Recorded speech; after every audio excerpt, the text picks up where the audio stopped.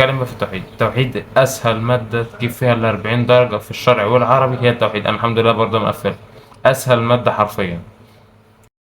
السلام عليكم ورحمة الله وبركاته. في البداية صلى الله عليه الصلاة والسلام. رب اشرح لي صدري ويسر لي أمري واحلل عقدة من لساني يفقهوا قولي. اللهم صل وسلم على نبينا محمد. ازيكم يا أبطال اللسان وأزهر علمي، عاملين إيه؟ يا رب تكونوا بخير. رجعنا من الفيزياء، بعبع الثانوية على رأي بعض المذاهب. آه بسم الله.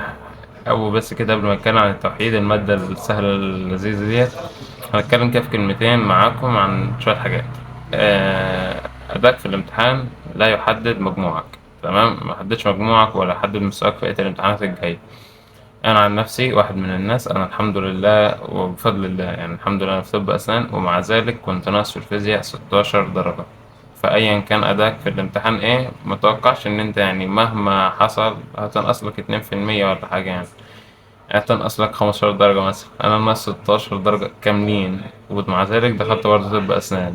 مجموعي كله ناقص فيه 34 درجة، نصه يعني حرفيا 17 درجة، 16 درجة بقى في الفيزياء. فاللي هو مهما كان أداك في أي مادة، أي مادة أداك فيها وحش، ما تحكمش على المادة على مجموعك كله من المادة دي. تمام، ده أول حاجة. تاني حاجة، أنت عملت اللي عليك. تمام، الباقي بقى على مين؟ على ربنا. فأنت مالكش دعوة بالنتيجة، انت عليك السبب وعليك السعي. انت عليك السعي بس، ربنا عليه السبب، ربنا عليه النتيجة. فانت مالكش دعوة، متفضلش بقى تفكر كتير انا هنقص كام، طب السؤال الفلاني، وتفضل تراجع وتشوف حل الامتحان وتعمل. ما تشغلش بالك. تمام، اعمل موف اون كده وقوم بقى كمل في بقية المواد اللي جاية عندك. تمام.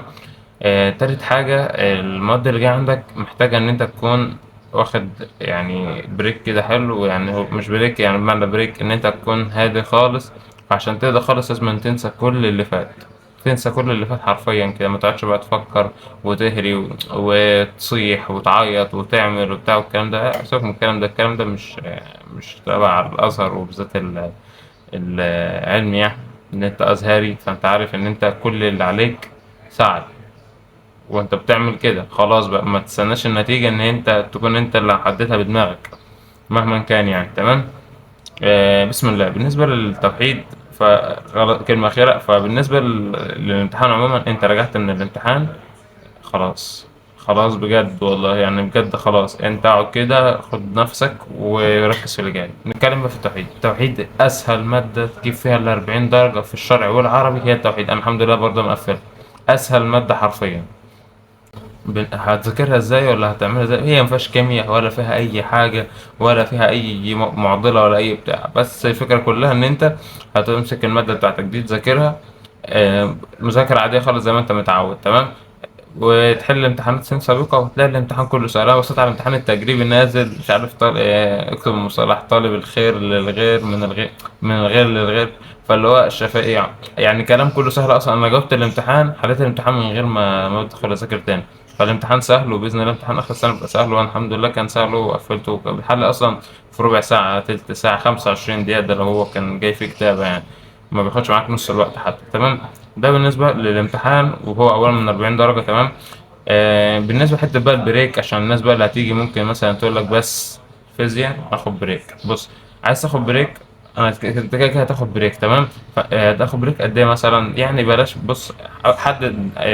خد البريك بناء على مستواك في التوحيد. يعني انت مثلا راجل ومستواك في التوحيد ومجهودك في العشر ايام اللي فاتوا.